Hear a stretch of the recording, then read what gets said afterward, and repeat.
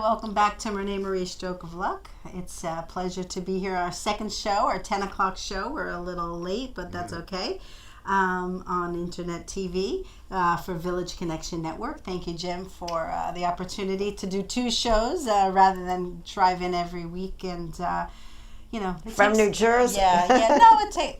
Oh, okay. Yes. So it takes, it takes a lot of energy, to focus and to do these shows. So we're trying to consolidate them so that we could do our other work on the off weeks. And actually proof of it is the What a Year card that was Yes. sent out by our foundation to all of the people. I think, we went back and we got everybody that was on the telethons and a part of our foundation and guests on our show and people that donated to us, and we have a wonderful base now to where we're going. Yes. So it's wonderful. This show is about showing the love, and Jim's going to post a question to everybody that we want to hear from you. While we're reviewing last year, we're continuing to review what a year we had. We want to hear who helped you through the love to recover from any challenges or illnesses that you've had. Because in our world, love is the answer. Love is the tool, one of the important tools to recover and to get through anything. And we were just talking about that a few minutes ago with Barbara and Alicia on our first show. So tell us who helped you, who showed you the love. And we'll bring you up on the on Facebook, and Jim will share it with me if my phone dies because I'm running out of power. But so Judy's going to share with us, a little bit about our 2019, because we didn't want to leave anybody out. Where did we leave off last time, Judy? Well, we were just about to talk about Mark and Brenda Moore. Yes, very powerful. And we really hope to have them back on our show, because I believe that, I understood what Mark was saying, and faith really is an important tool in my life. It helped me to get where I am and to really stay strong. Because life is difficult. Life is not a simple journey, and you need to have faith and trust in yourself. And I recommend highly to watch the movie War Room. I don't know if anybody ever watched that movie, but War Room teaches us how to not waste our time going to battle with those that are challenging us in life. It teaches us to go inward, that's why it's called the War Room, to go inward and really battle it out with God and ask God the direction you should go to, and really just to show the love to everybody. And that's really important on this show, is speaking about love. So tell us, review what we spoke about with Mark and Mark and Brenda. Mark Moore is the author of A Stroke of Faith. Together with his wife Brenda Moore, they Skyped into our show to discuss Mark's stroke and how he no longer had control over anything. Though his life will never return to his pre-stroke normal through his crisis, he gained a deeper understanding of God's control in his life and in all our lives. A Stroke of Faith tells the story of moving from acceptance to surrender and from hope to faith. In later years, Mark and Brenda Moore formed the Mark and Brenda Moore Foundation, which you can find online. Next, we had Jean Marie Gibbs, founder and president of Pathways Stroke Foundation, created in honor of her mother, Agnes, who suffered a devastating hemorrhagic stroke with many disabilities, and her main challenge of overcoming Aphasia and Aphasia, am I saying that right? Jean Marie discusses the many challenges in her help in helping her mother recover. I love Jean Marie because she is like us. We don't want to talk about anymore. I want to say this in the correct terminology. We don't want to waste time talking about we want to talk about how we can fix things. Let me put it that way. We want to talk about how we could fix things, how we can move forward, what movement we're going to make. We know that policies and procedures and protocols and everything takes so long to complete. But we want to see headway. We want to make sure that things are going in that direction and that people are really the main purpose and supporting people in recovery. So, we're actually working, and we keep saying this, but, it's very hard to come up with a date.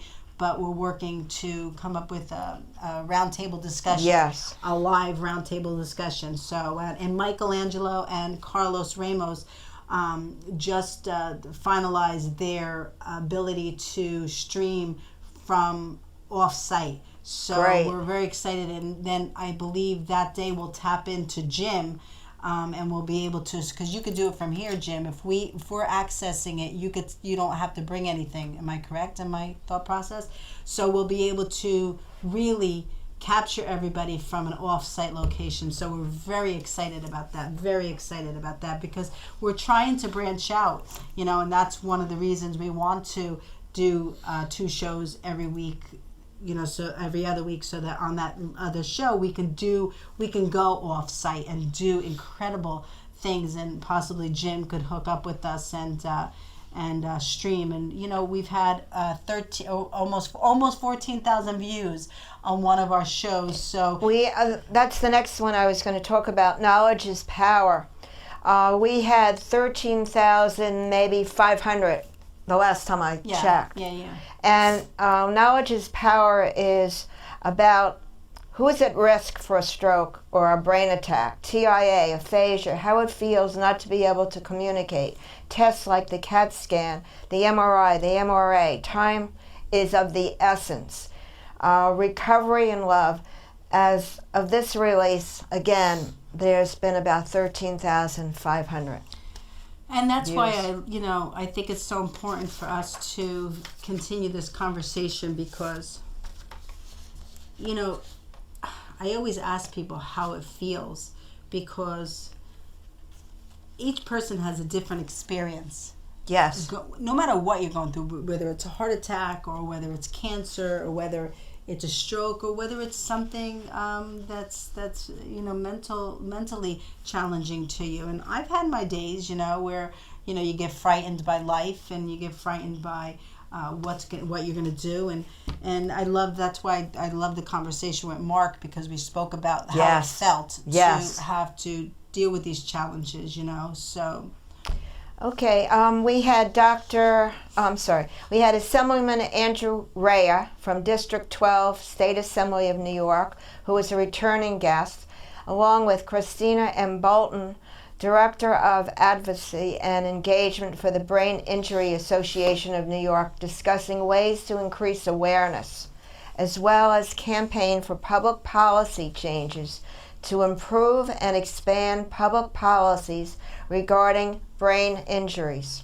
Christina is in charge of planning and implementing annual advocacy days, developing, coordinating, and implementing activities in response to legislation and executive action. She is active in the BIANY Ask Concussion and is helping to develop changes to the Concussion Management Awareness Act of 2011. Yeah, and we're going to miss Andrew Rea working on the commission. Now he's been elected to Huntington Town Board. Did they? Clark. All right, Clark. He's a Clark. So I'm moving him up. Who's taking his place? I'm guessing they're gonna have the election will decide that, or I don't know if he gave up his position yet, or if he does. I think that was in December, but I'm not sure. Yeah. And the reason we're going to miss Andrew, and I know that Andrew, and I've told him this, I'd love for him to be, to move up in the ranks and really to... He will. To, one day possibly be president in the United States. Because I love his thought process on how he handles things, and he's really, and I say this all the time, I don't even know what political party he is, and don't tell me because I really don't care. But I love his bipartisan work that he does for health. Yes.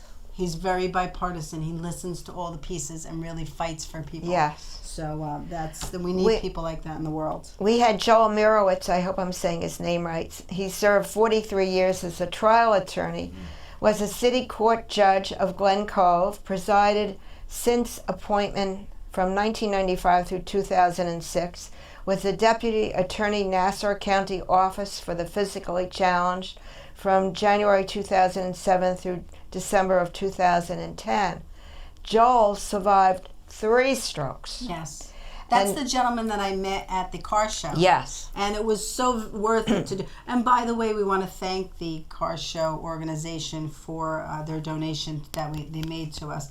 We're very grateful that they Yes. helped us. And we'll have an official thank you next week on our show. Joel, as I said, survived 3 strokes, and he discussed his early symptoms starting in 1955 when he ignored the first symptoms. As his symptoms became worse, he visited the hospital and had various tests and was admitted for 1 week with the understanding he would take it easy. Upon arrival at home, he decided to attend night court for his client. Another attorney and his wife drove Joel to court. When he tried to exit the car, he fell to the ground. He became incoherent and was unable to move the whole right side of his body or even speak. Joel shared his stroke experiences and the valuable lessons he learned about healing with our audience, and also not ignoring the signs of a stroke. Yeah. And when the doctor says, take it easy, the doctor means take it easy. Yes, yes. And we'd like to invite an invitation to everybody, who was on our show and who wants to be a guest. If you want to be a guest on the show, please reach out to Judy. Give your email, Judy. It's STYF2050 @AOL. Or you can reach out to me at renemarielanguageoflove@gmail.com. And we're really gathering people for our telethon this year and guests for our shows, and Jim, you know how many shows we did last year? We did 43 shows because I was doing my taxes. Oh my God. 43 we did 43 shows. Nice. I made 43 trips, or probably 50 trips to Long Much Island. more than that, yes. But I'm just saying, like, it was 43 shows. Like, that is a gift. We had Peggy Orsino. She's been senior volunteer management for 25 years. She is an executive director at RSVP, the Retired Senior Volunteer Program, for the past 14 years. Previously, she managed the Senior Services Division of Federation of Organizations for 11 years and sits on the board of directors for Caregiver Resource Center. RSVP provides many services to the community. Tai Chi for arthritis, healthcare information, counseling, assistance, HICAP presentation schedules, telephone reassurance programs where volunteers call seniors in the community and check on how they are and have a conversation with them. Daily phone calls by senior volunteers by seniors living in the community to socialize and monitor their well-being. An emergency backup procedure for each person will save lives. Living Healthy with Better Choices is a 6-week program that they provide and empowers older adults and their caregivers to take charge of their chronic conditions, such as diabetes, arthritis, high blood pressure, heart disease, chronic pain, anxiety. And Peggy discussed many of these topics with us when she was here. So on the question that Jim put out for us, who helped you during the time of need? Who showed you the love? That's one of our really important questions. Is Monty and the, how do you say that, Jim? I read that. Just say Monty. Yeah, you don't want me to say it? You can. Monty. It's up to you. Well, I think it came from his heart, right? Okay. I think it's coming from his stomach or something. Well, it's on the internet. Go ahead. It says Jesus guided us. Okay. What's the next comment say? What? What's the next comment say? That I didn't say that. The plumber also were helpful. I was looking at the Jesus guided us. That was wrong. That popped out. That popped out to me because we always talk about needing to have faith. Yes. In the time in the really difficult times. Yep. And in my world, I used to have a friend that didn't believe in God or Jesus, but he had inner strength. So if that's the way that you need to strengthen yourself and believe and to move on, then more power to you. We are not one to judge or to tell people how to live their lives. I will, in my world, once I get my full book out and you see extra innings, that all the challenges that I've had to deal with, and I don't, and the truth is, I don't even. They were challenges, but they weren't any negative in my life because I think it made me who I am, and I gave me think the so strength to really cope with life. Yes. So so God and Jesus were. We also had Deanna and Eddie Dine while visiting her sister. Deanna was visiting her sister in Connecticut. She was found unconscious on the bathroom floor of her sister's home. She was rushed to the hospital by ambulance. The staff did not diagnose her having a stroke. Precious time was lost, and Deanna did not get the clot-busting medicine that she needed. She was transferred to Westchester Medical Center Trauma Unit. She did get the tests needed, and 10 days later was transferred once again to Long Island, where she started physical and speech therapy.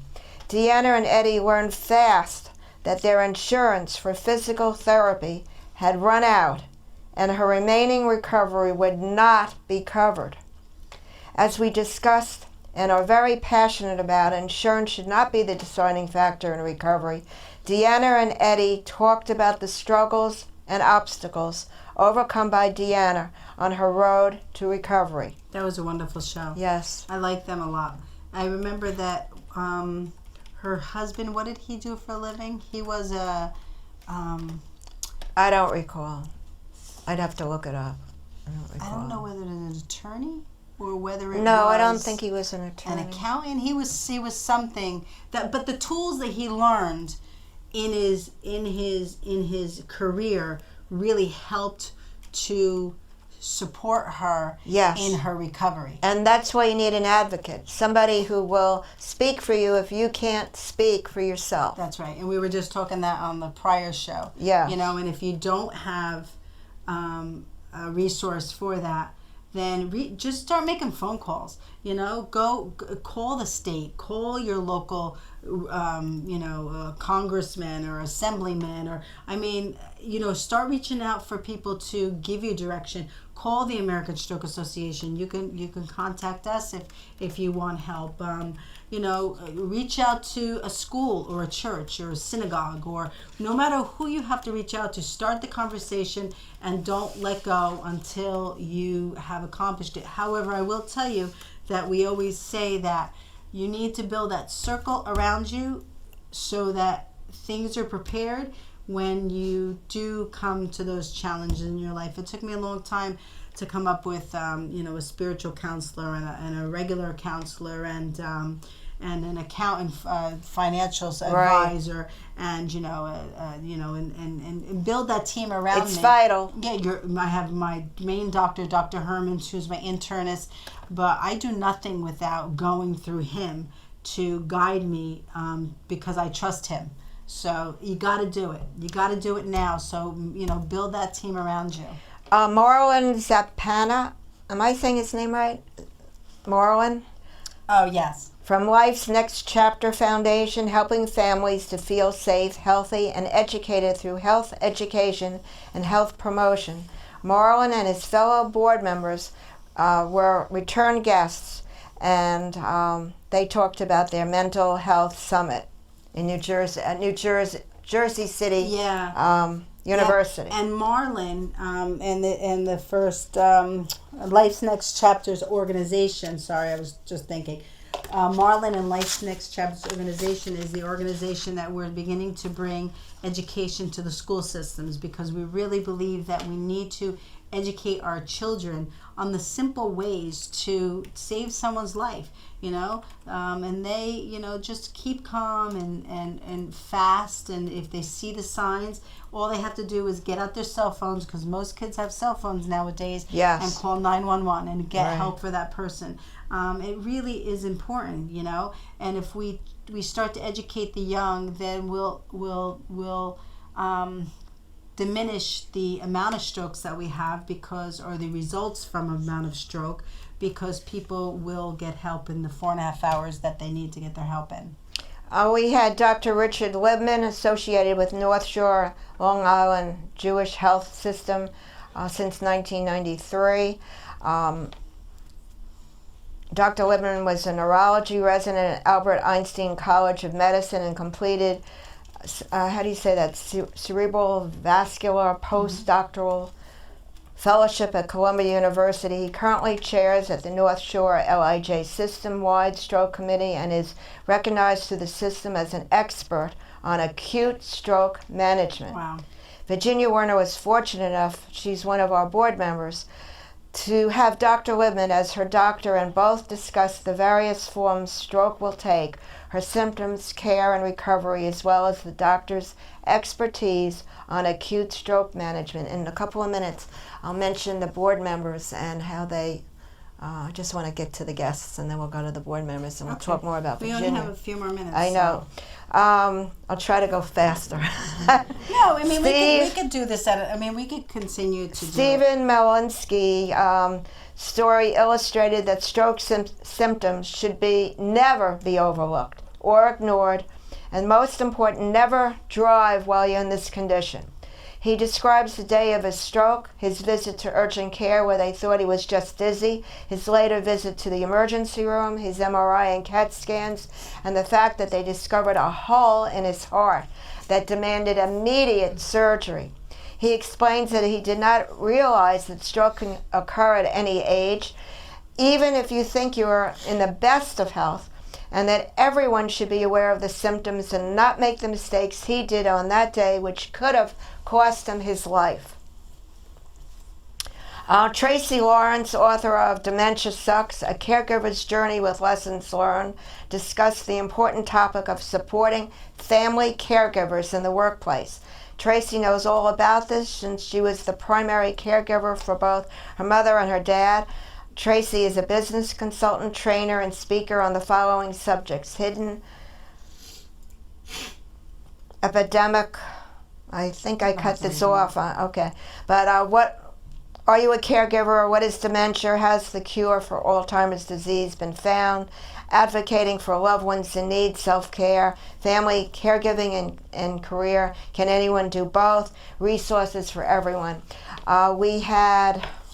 I would like to invite Kelly, my friend, Kelly Grimm, back onto the show, because it was a last-minute thing that she actually hooked onto the show because we worked together. We were working together prior, and her mother suffered a stroke. And we started to talk about it, and I said, well, come on to the show to actually hook up with Tracy, because Tracy's very knowledgeable and in supporting you to what you need to do. And Tracy provided a lot of information to Kelly as far as her mother her father was had a veterans accessibility because her mother's husband used to be a vet. So and also I just want to mention that her mother suffered a stroke as well as heartbreaking dementia. Yes, so she was. That was Kelly Grimm. Yeah, she was suffering dementia before she had the stroke. But I'd like to invite. We have to invite Kelly back on because I wanna see where she's at so that she can help us to educate ourselves. Quickly, I wanted to do 3 more if possible. The place between here and there. Steve Weber and his life partner Kathy. Steve discussed his near-fatal motorcycle accident, leaving him gravely ill and for several weeks in a coma, on the verge of life and death. The doctors doubtful that he would survive. On the outside, Steve was lying in the hospital bed. On the inside, he was in another place, a place he now calls the place between here and there, and he discussed that. He said that was a place where time didn't exist, where people were spirits, some of those who were alive and some of those that were not. And it was very interesting. He also does workshops on that. We had Venice Mule Glass, president and owner of Sunshine Physical Therapy, discussing her grandmother's stroke and her dad's many strokes, as well as his previous recovery from carotid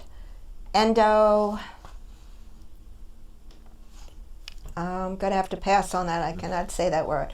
Initially, her dad had verbal aphasia and complete right-sided weakness. And the procedure that her father had to treat was to treat carotid artery disease. The disease occurs when fatty, waxy deposits build in one of the carotid arteries. This procedure is CEA. It's a surgical procedure performed by vascular surgeons used to reduce the risk of stroke by correcting stenosis in the common carotid artery or the internal carotid artery. And Jim and Lisa Lennox, attorneys, discussed with us the branches of your tree of life. Jim and Lisa discussed trusts, which are a protective shell to hold your assets. To put assets in may not be easy to take assets out. Other facets are you retain control to add or remove assets. You give up asset control and fully protect assets from long-term care expenses, remove life insurance from inclusion for estate taxes, may avoid probate, can aid in long-term care planning, protect assets from descendants from their financial liabilities, keep assets for descendant if children of divorce, and keep in mind that nursing homes look back a period of 5 years for all transfers, trusts, life estates. They also answered questions pertaining to the cost of a simple will. At what age should you have a will? Should you transfer your house to your children?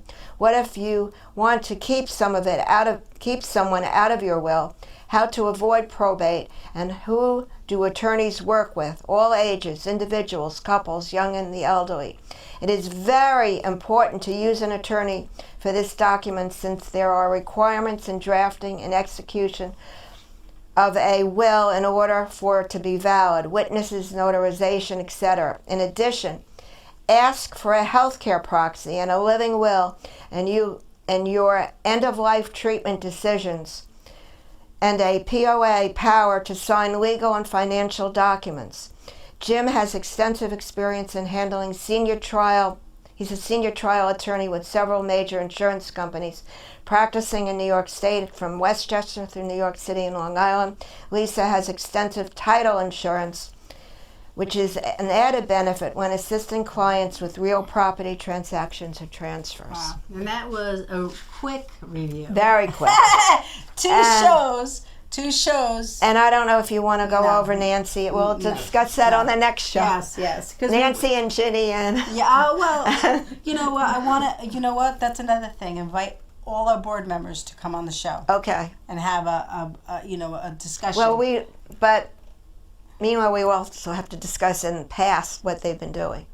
Yeah, but we could... Yes, unless you want to incorporate it into a show, fine. They could do it when they come. Okay, we'll do so we'll that. hear it directly from them. You're going to get a call from me. Yes. So, Oh, and I didn't mention Kathy, but she would also be the board. We're so excited about our foundation. And I keep saying that because I'm so proud of the work that everybody is doing. Even those you don't see a lot of or hear a lot of, Jean Parada, she's got a life, but Jean, what did I call her? What did I call Jean? I called Jean the foundation or the reason. I mean, Jean really gave me the strength and really believed in me and really supported me and really, she's the foundation to me being able to move in this direction. And I would not be here unless it was for Jean. So Jean doesn't play an on-air role, but behind the scenes, she's very important to this organization. And I would not be where I am unless it's for Jean. So thank you so much, Thank you, Jean. We hope that one day you'll come on. I'd love that. Yeah. But she really is an important piece. And I think what I would like to do with Judy, with Thinking Out Loud, is dedicate each show to someone. So if you have someone that you would like to dedicate the show to, please call us or email us or let us know. We will start to talk about your experience and stuff. That really is important. But let's talk about love. Let's talk about love. Let's talk about, how love helped us to get to where we are, and I talk about it all the time. If it wasn't for my family showing me the love and really supporting me through this journey, I would not be sitting here today. So Judy, talk about the love that you showed to your father that really helped him. And you know what, let's talk about also that it's not easy to show the love. Sometimes you gotta struggle to make it work. Like That's you true. went every day, you dedicated Yes. yourself every day. Well, my dad had been had been in business many years in Baldwin in an appliance and service business, hardware appliance and service business, and he was always healthy. He was a Rotarian for 47 years, so he was very into community service. I had very loving parents. My mom passed from heart disease. My dad, when he was alone, living alone, I would check on him twice a day, which was probably very annoying to him. I would call at 9 in the morning and 9 at night. Well, one Sunday night at 9 o'clock, he was not answering, and I started panicking, and I called numerous people to try to get in touch with him, and found out that he had passed out and had a stroke. Oh my and that's gosh. why I couldn't reach him on the phone. Oh my God. So how did, So he was rushed to the hospital. Okay. He did not have a healthcare proxy, even though I mentioned it a million times. And I got his attorney from the Rotary Club to assist me in getting him to sign it and understand what it was about. He had a massive stroke. He was paralyzed on the entire left side, but he had good memory. He was able to talk about different things. And I spent every day for 3 years and 3 months, 6 hours a day. I gave up my regular job, took a part-time job, working at seminars, selling, believe it or not, motivational tapes. wow. Which helped me also Yes. to keep a positive Yes. attitude. And I was there 6 hours a day for 3 years and 3 months and assisted him with everything he needed, because I had wonderful parents, and I know that they would have done that for me. Yes, yes. And when you're out in the workforce and you're dealing with just different personalities, it really gets challenging. And not even out in the workforce, but just out in And there were life problems. in general. There were problems that I would encounter every single day, that I had to overcome with a positive attitude. Right. Even near the end, where I saw my dad's ankles were all swollen again, and I know that was one of the signs of his original stroke. And he didn't tell me he had a killer headache, which would have been very important when he went to the heart doctor.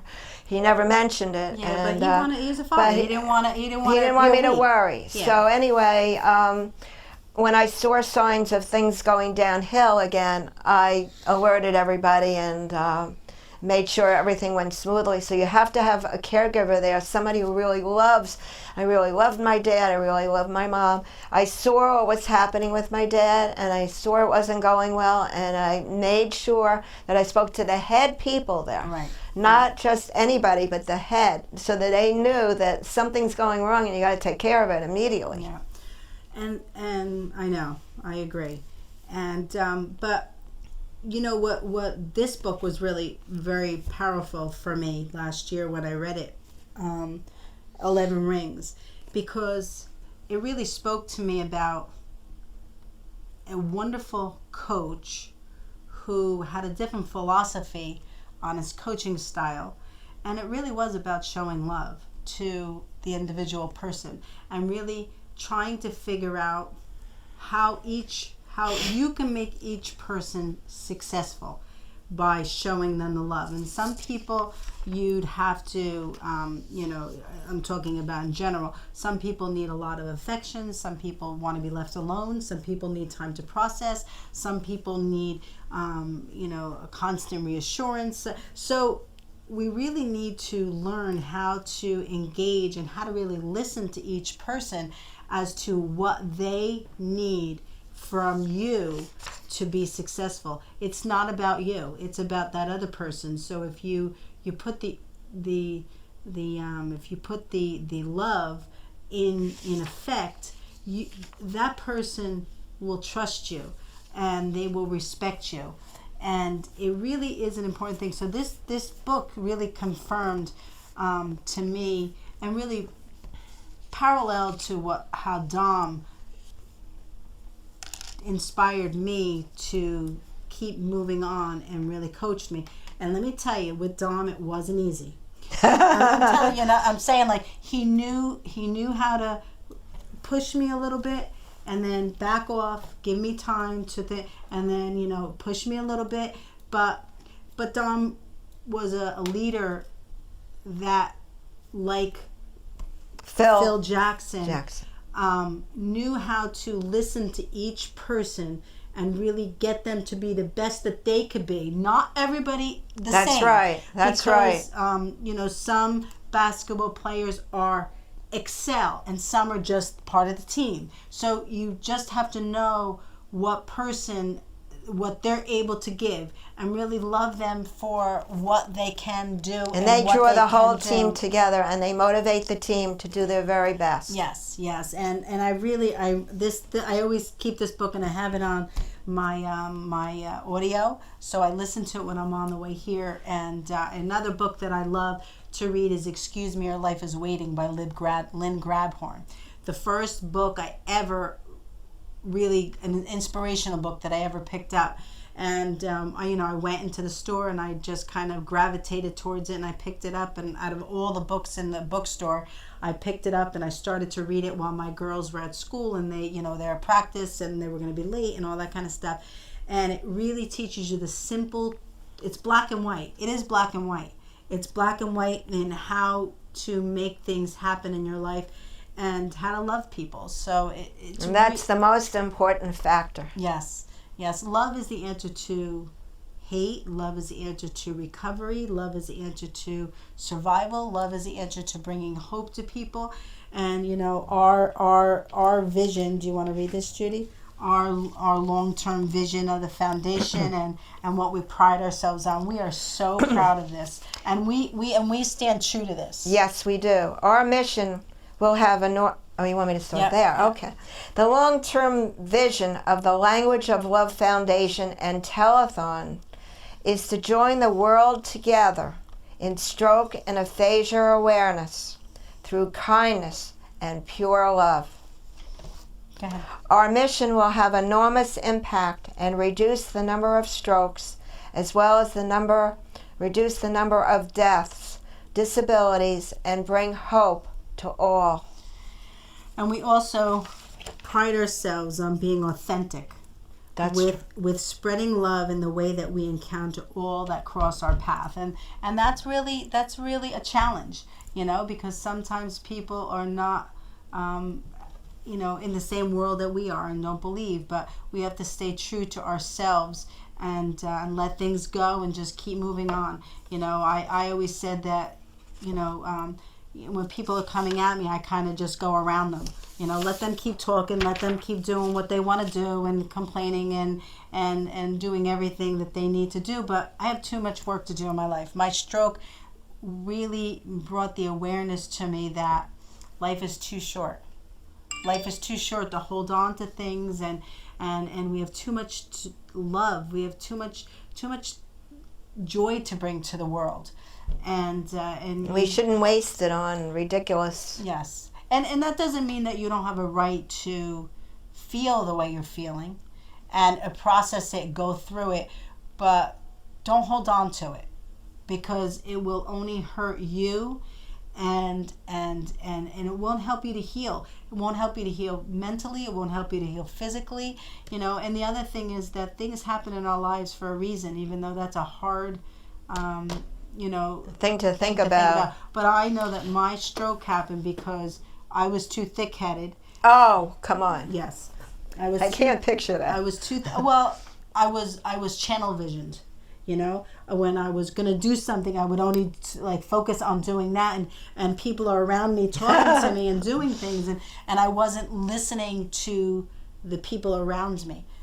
So it didn't mean that I was doing it on purpose, but I was just so channeled into doing that. That's why I was so good at softball, because let's go, and like I'd stand on third base, And you get there like 2 hours earlier than everybody else. Yes. So so please spread the love today. Spread the love today. Be love to one another. Be kind to one another, as Ellen always mentions. I don't want to steal her phrase, but be kind to one another really, really is important. And we're so excited about 2020 because we're lifting the bar. We're lifting our telethon.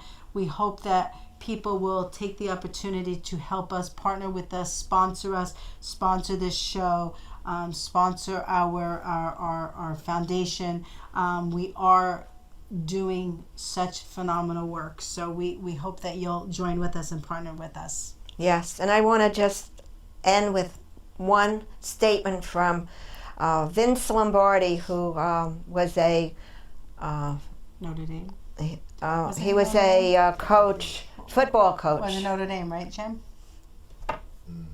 He was the coach of the Green Bay Packers, Notre Dame. and a team he led to 5 championships. And his words, in every positive way, really ring a bell, but this is the one I want to leave you all with. We would accomplish many more things if we did not think of them as impossible. Yeah. You want me to do others? The difference between a successful person and others is not the lack of strength, not a lack of knowledge, but rather a lack of will. And a lack of, and a fear that you're not going to be successful. Right. So we're going to end, but I'm going to sing one of our favorite songs.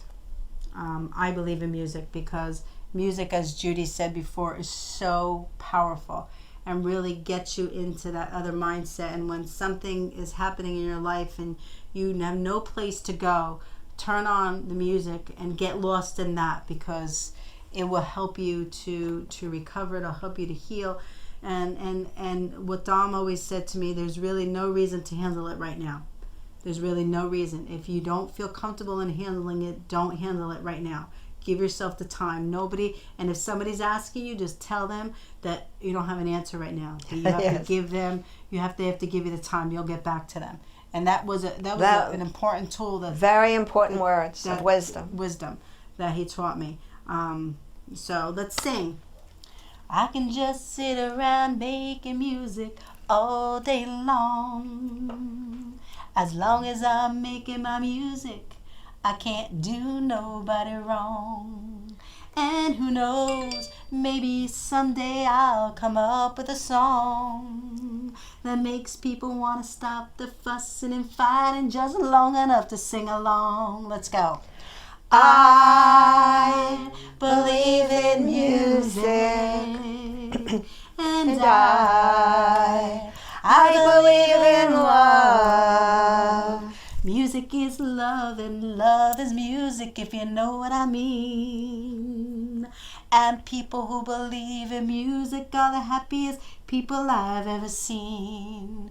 So clap your hand, stomp your feet, and shake your tambourine. Lift your voices to the sky. God loves it when you sing. Let's go. I believe in music, and I believe in love. I believe in music. Lord knows that I believe in love.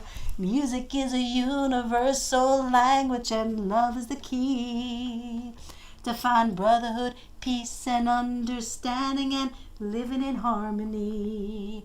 So take your brother by the hand and sing along with me. Find out what it really means to be young and rich and free. I believe in music, and I believe in love. One more time. I believe in music. I believe in love. Bye, everybody. See you next week. God We'll be bless here you. next week. Woo! Bye. Yo no sé qué tú piensas, yo no sé lo que haré, yo no sé lo que estoy perdiendo.